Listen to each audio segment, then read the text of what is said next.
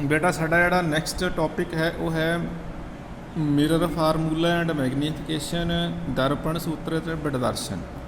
ਇਹਦੇ ਵਿੱਚ बेटा ਅਸੀਂ ਪਹਿਲਾਂ ਕਰਨਾ मिरर फार्मूला दर्पण सूत्र। देखो ये साढ़े को ਅਸੀਂ एक रे ड्रॉ की हुई है फॉर कनकेव मिरर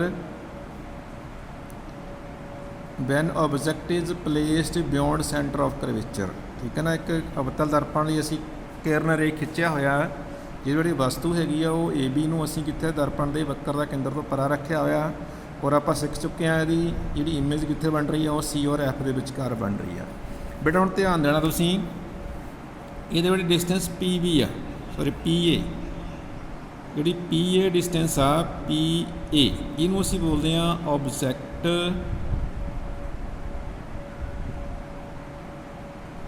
डिस्टेंस। ठीक है जी, जां असी इनू बोल दें वस्तु दूरी। और बेटा जो पी ए डैश जी डिस्टेंस आ पी ए डैश असी इनू कहने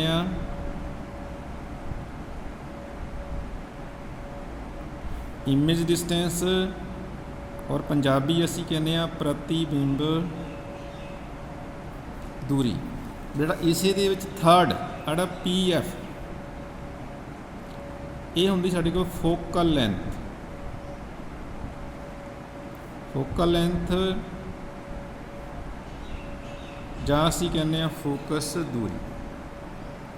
और जी ऑब्जेक्ट डिस्टेंस आ बेटा असी इनू लिखते हैं यू दे नाल। जी इमेज डिस्टेंस आ प्रतिबिंब दूरी असी लिखते हैं अवी दे नाल। और जी फोकल लेंथ होंदी है फोकस दूरी असी ये सिंबल यूज़ करते हैं एफ। ठीक है जी, मतलब object distance u, image distance v, focal length f, वस्तु दूरी प्रतिबिंब दूरी इन्होंने सिंबल। हुण बेटा मिरर फार्मूला की है ਅਸੀਂ ਜਿਹੜੀ ਗੱਲ ਕਰਨਾ mirror formula. What is mirror formula? ਜਾਂ मिरर फार्मूला ਜਾਂ ਆਪਾਂ ਦਰਪਣ सूत्र ਇਹ ਕੀ ਆ इज़ ए रिलेशनशिप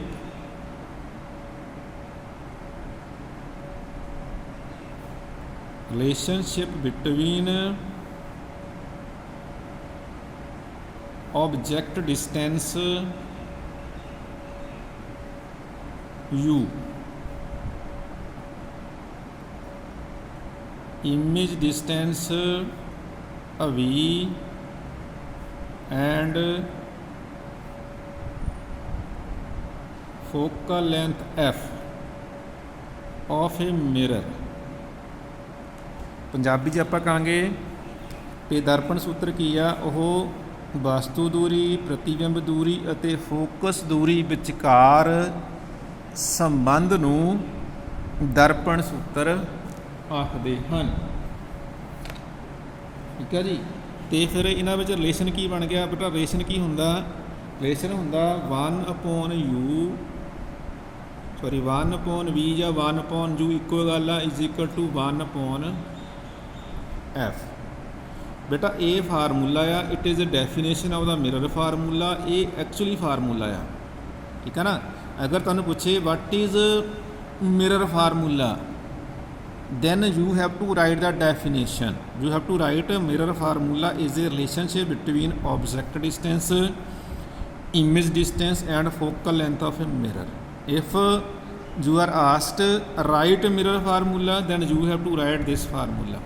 ठीक है जी, दर्पण सूत्र की हुंदा आ वस्तु दूरी प्रतिबिंब दूरी ਅਤੇ फोकस दूरी विचकार संबंध ਨੂੰ ਅਸੀਂ ਜਿਹੜਾ दर्पण सूत्र ਕਹਿੰਦੇ ਆ। और दर्पण सूत्र है कि 1/v जमा 1/u बराबर 1/f। ठीक है बेटा, ये साडा हैगा मिरर फार्मूला दर्पण सूत्र। ये सैकंड जिहड़ा पोर्शन हैगा वो हैगा साडा मैगनीफिकेशन।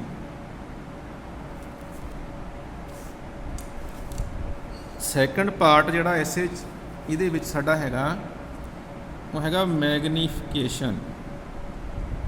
मैगनीफिकेशन जां असीं कहने आ वड दर्शन। देखो बेटा ये क्या है, ਅਸੀਂ ਜਦੋਂ ਰੇ ਡਾਇਗਰਾਮਾਂ ਵੱਖ-ਵੱਖ ਡਰਾ ਕੀਤੀਆਂ ਸੀ ਆਪਾਂ ਕੀ ਦੇਖਿਆ ਸੀਗਾ? ਆਪਾਂ ਦੇਖਿਆ ਸੀ ਵੀ ਕਿਸੇ ਕੇਸ ਵਿੱਚ ਜਿਹੜਾ ਆਬਜੈਕਟ ਦਾ ਸਾਈਜ਼ ਤਾਂ ਉੱਡਾ ਹੀ ਰਹਿੰਦਾ ਸੀਗਾ, ਜਿਹੜੀ ਇਮੇਜ ਸੀਗੀ ਕਿਸੇ ਕੇਸ ਵਿੱਚ ਉਹ ਛੋਟੀ ਬਣੀ ਸੀਗੀ, ਕਿਸੇ ਕੇਸ ਦੇ ਵਿੱਚ ਉਹਦੇ ਵਸਤੂ ਦੇ ਬਰਾਬਰ ਹੀ ਸੀਗੀ, ਔਰ ਕਿਸੇ ਕੇਸ ਵਿੱਚ ਉਹ ਵਸਤੂ ਤੋਂ ਵੱਡੀ ਸੀਗੀ। ਠੀਕ ਹੈ ਨਾ, size of the image was smaller than the object, was equal to the object or larger than the object। ਹੁਣ ਮੈਗਨੀਫਿਕੇਸ਼ਨ ਕੀ ਆ, ਜਿਹੜੀ ਪੁੱਤ ਸਾਡੇ ਕੋਲ ਇਹਨੂੰ ਧਿਆਨ ਦਿਓ, ਜਿਹੜਾ ਏ ਬੀ ਆ, ਠੀਕ ਆ, ਇਹ ਜਿਹੜਾ ਏ ਬੀ ਆ ਇਹ ਹਾਈਟ ਆਫ ਦਾ ਇਮੇਜ ਆ। ਏ ਬੀ ਕੀ ਆ, ਇਹ ਆਬਜੈਕਟ ਦੀ ਹਾਈਟ ਆ, ਜਿਹੜੇ ਏ ਡੈਸ਼ ਬੀ ਡੈਸ਼ ਇਹਨੂੰ ਇੰਨਾ, ਇਹ ਸਾਡੇ ਕੋਲ ਕੀ ਆ, ਇਹ ਹਾਈਟ ਆਫ ਦਾ ਇਮੇਜ। ਮਤਲਬ ਕੀ ਆ, ਇਸ ਡਾਇਆਗ੍ਰਾਮ ਦੇ ਵਿੱਚ ਸਾਨੂੰ ਕੀ ਦੇਖ ਰਹੇ ਆ, ਜਿਹੜਾ ਏ ਬੀ ਆ, ਏ ਬੀ ਕੀ ਆ, ਹਾਈਟ ਆਫ ਦਾ ਆਬਜੈਕਟ, ਮਤਲਬ ਵਸਤੂ ਦਾ ਆਕਾਰ ਕਹਿ ਸਕਦੇ ਆ, ਜਾਂ ਵਸਤੂ ਦਾ ਸਾਈਜ਼ ਕਹਿ ਸਕਦੇ ਆ, ਵਸਤੂ ਦੀ ਉਚਾਈ, ਠੀਕ ਹੈ ਜੀ। ਉਹ ਜਿਹੜਾ ਏ ਡੈਸ਼ ਬੀ ਡੈਸ਼ ਆ, A B height of the object, ਵਸਤੂ ਦੀ ਉਚਾਈ, ਏ ਡੈਸ਼ ਬੀ ਡੈਸ਼ ਹੈਗੀ ਆ ਇਹ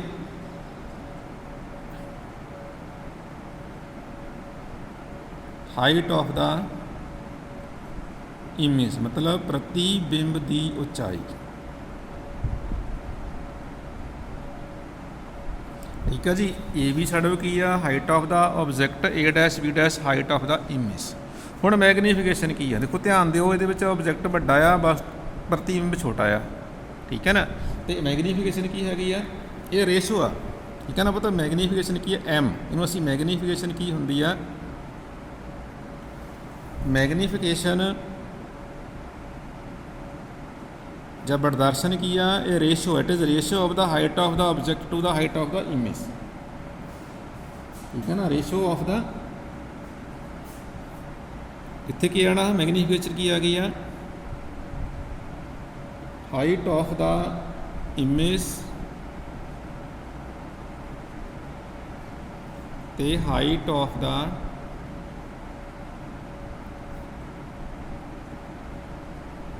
ਆਬਜੈਕਟ, ਠੀਕ ਹੈ ਨਾ। ਮੈਗਨੀਫਿਕੇਸ਼ਨ ਨੂੰ ਐਮ ਦੇ ਨਾਲ ਲਿਖਿਆ ਜਾਂਦਾ, ਜਿਹੜੀ ਹਾਈਟ ਆਫ ਦਾ ਇਮੇਜ ਸਾਨੂੰ ਪਤਾ ਉਹ ਐਚ ਡੈਸ਼ ਆ, ਏ ਵੀ ਆਪਾਂ ਲਿਖਿਆ ਆ, ਠੀਕ ਹੈ ਨਾ, ਐਚ ਡੈਸ਼, ਤੇ ਹਾਈਟ ਆਫ ਦਾ ਆਬਜੈਕਟ ਹੈਗੀ ਆ ਐਚ।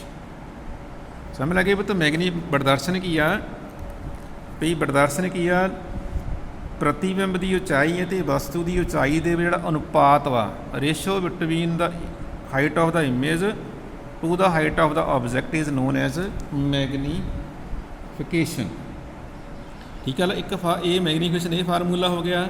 ਹੁਣ ਜਿਹੜਾ ਹੈਗਾ ਐਚ ਕੀ ਆ, ਐਚ ਜਿਹੜਾ ਆ, ਇਹਨੂੰ ਅਸੀਂ ਕਿਉਂਕਿ ਇਹਨੂੰ ਇਹਦੇ ਲਈ ਹੋਰ ਫਾਰਮੂਲਾ ਕੀ, it is also equal to the, ਜਿਹੜੀ ਮੈਗਨੀਫਿਕੇਸ਼ਨ ਆ also related to the object distance and image distance.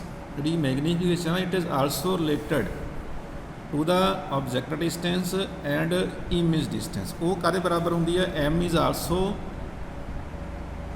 M is equal to minus V upon ਜੂ,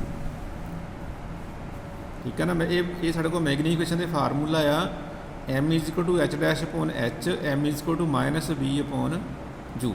ਅਦਰਵਾਈਜ਼ ਮੈਗਨੀਫਿਕੇਸ਼ਨ ਕੀ, it is a ratio of the height of the image to the height of the object. Formula ਕੀ ਹੈ, M is H dash over H, M is equal to minus V upon ਜੂ।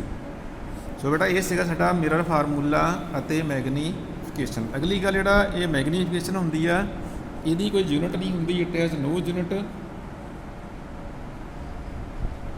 ਤੇ